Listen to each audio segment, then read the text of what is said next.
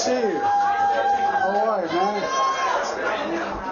Hey, folks, I want to know where Jamie is. Jamie, come here. And where's your mom? No. Mom, God love you. Mom, is it, this is Mom, right here. Arch Mom. Your Arch Mom? Yes. You got, by the way, we have a tradition in the Biden family. Actually, it's my wife's tradition, and I'll get in trouble if I don't exercise it. Both their birthdays today. And by the way, you have to sing happy birthday. Ready? Happy birthday to you. Happy birthday to you. Happy birthday, dear.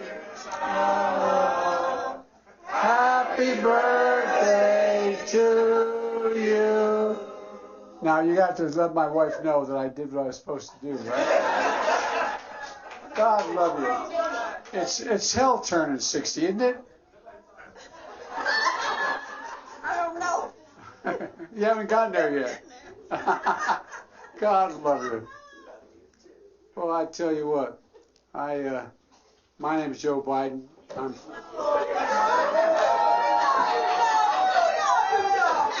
I'm 40 times 2 plus 1.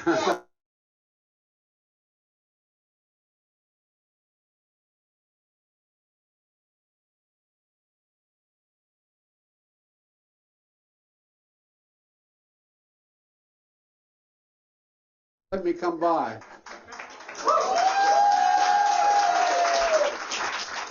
One of the few times I walked in with the former chief of police and not arrested.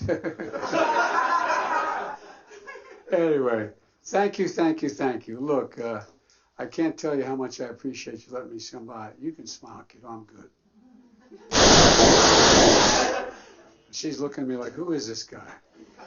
What's he doing? What's your name? How old are you? 18, you're getting old, kid. Do you know that guy? You okay? What's your name? Car. Good to see you, man. Keep the faith. Anyway, I know this reminds me of when I first started running for office 180 years ago. I got elected to the United States Senate when I was 29 years old. And I come from a very modest family. We lived in a 3-bedroom split-level home in the neighborhood. It was a suburban area there, building. And with 4 kids and a grandpa, and but we thought we were okay. We thought everything was all right. And my state of Delaware, I got involved in politics because of the African American community. We had the 8th largest black population percentage in America. To our great shame, Delaware was the slave state. And we have all the vestiges. The state's sort of divided, 2/3 and 1/3. 1/3 top, and we have a canal that separates the entire state, connects the Chesapeake Bay and the Delaware River. And everything above the canal is basically more northeast or central states. Everything south of the canal is southern.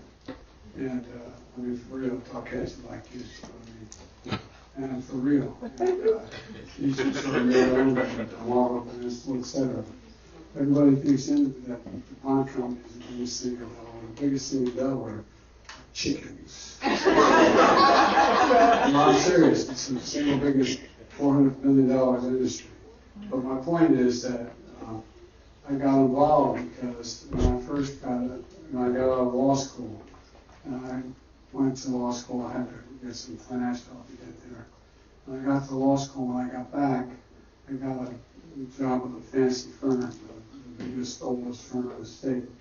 And it was called Prickett, Ward, and Sanders.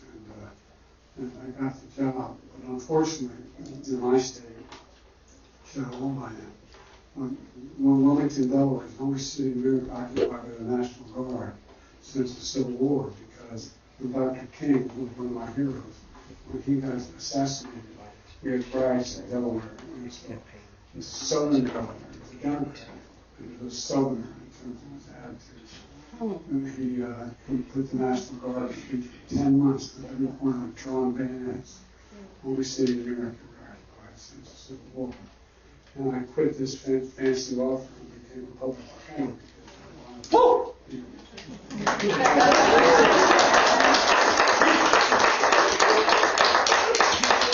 wanted and so in a year I ran as a candidate and said, I wanted to run for the local people, run for the state senate, with the state senate. I said, I can't do that because I'm just working part-time as a public defender and part-time setting up law practice. I can't go to Dover because I won't be able to make a living.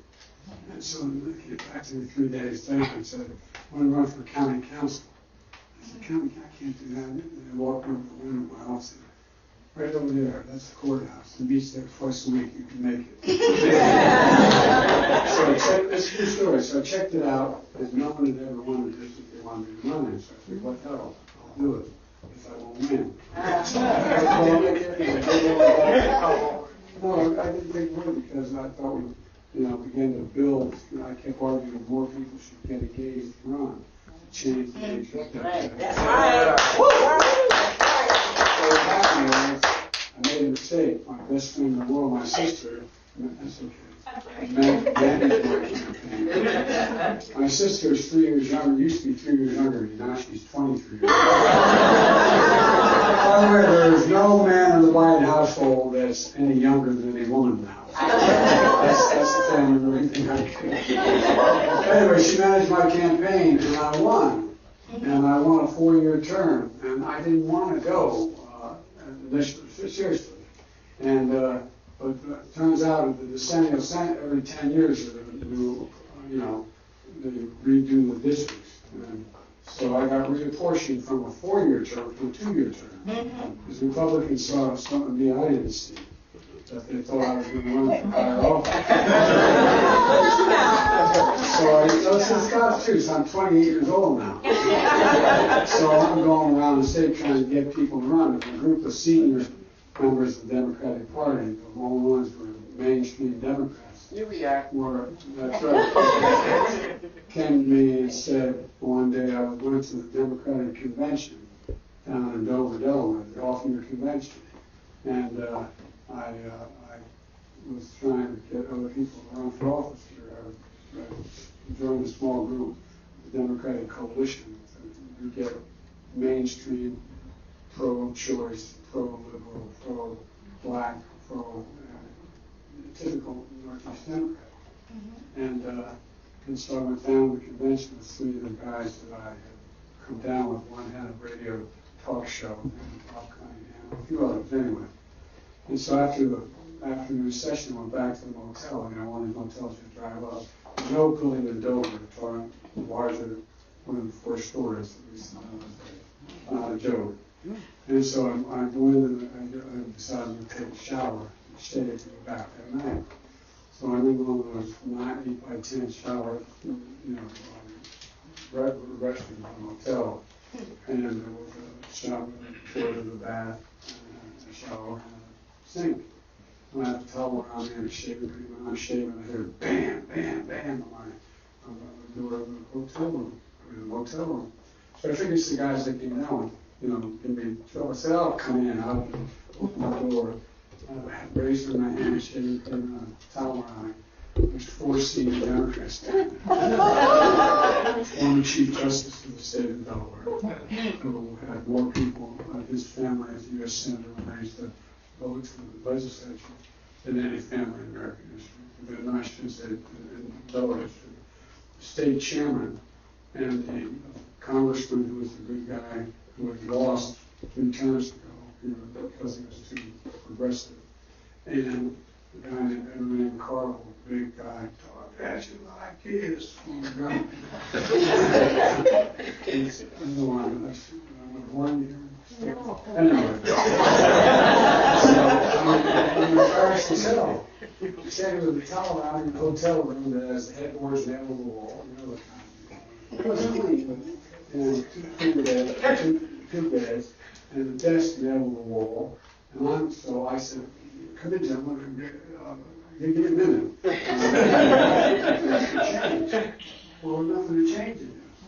So I wiped off all the shaving cream, and I walked out, and I'm sitting there, and I leaned against that desk. I'll never forget it. I'm looking at four of these, to me, two of them I never met, never met in my life. And they said, we just came from dinner, Joe. And then the governor said, Joe, we think you should run for the Senate. I said, what? Swear to God, true story. Run for the Senate. And I said, I'm not too young. I'm only 29. And the Chief Justice said, Joe, you obviously didn't do very well in constitutional law. Absolutely true. And I said, he said, you have to be 30 to be sworn in, but you can be elected early, just gotta wait. And he said, you have to wait 17 days to go. And so I thought, this is the craziest thing I've heard in my life. So I said, thank you, and they left. I went back and rode home with the group that I went down with, two guys I went down with. But what I did before that, on the way up, I called, I had a political philosophy professor. We all had one professor, one high school teacher you really respect. And his name was David Ingersoll. I called him ahead of time. I said, can I stop and see you? Because Dover, Delaware is below Newark, Delaware, and below where home was in Wilmington. And so I stopped and I said, I told him what happened. He said, what do you think? He said, what do I say? He said, Joe, remember what Plato said? I go, what the hell did Plato say? I'm serious. True story. He said, Plato said, the penalty good people pay for not being involved in policy is being governed by people worse than themselves. You should run. Oh, God. So I went home and talked over to my wife. She said, look, Joe, you're working 40 hours a week trying to get this law firm going, and you're a public defender. And at the same time, you're doing 20 hours or 30 hours a week to the county councilman. Either get in or get out. That's right. We'll be in the But there were a whole lot of things I was worried about back then. I didn't support Vietnam War. A lot of things going on. And so I ran. I made a mistake of asking my sister to manage my campaign. Nixon got 59.8% of the vote in Delaware, almost 60%. And I won by 3,100 votes.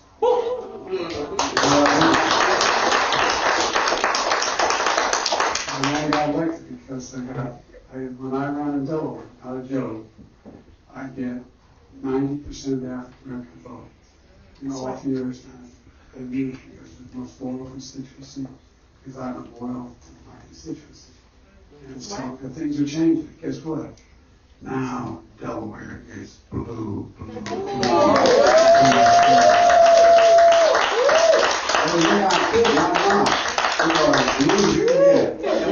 And with a little bit of luck, you all making sure that we change things here in Wisconsin as well.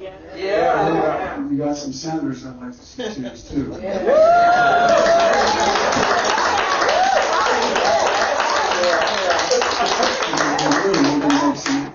And look, I was going to hush up, as my grandfather would say. Hush up. One of the things that I think, and I'll be very serious just for a second, so I'll answer any questions you have, just walk around me if you want individually. I really think democracy is at stake here. Absolutely. It is. When I ran the first time, I made a speech at Independence Hall on democracy.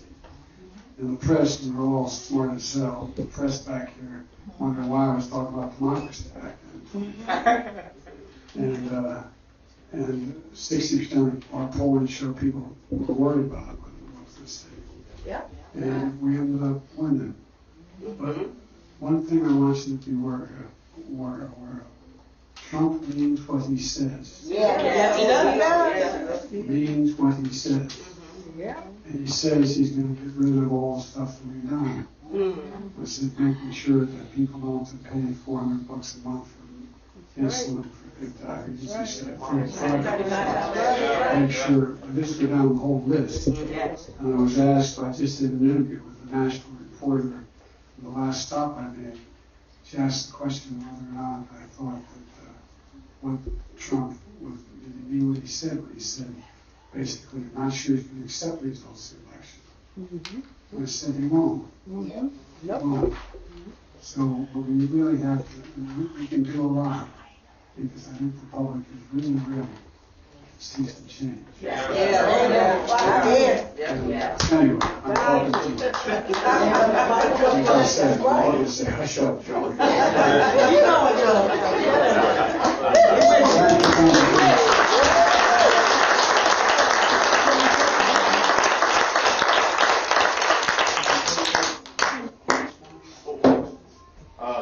I think we're going to shake some hands.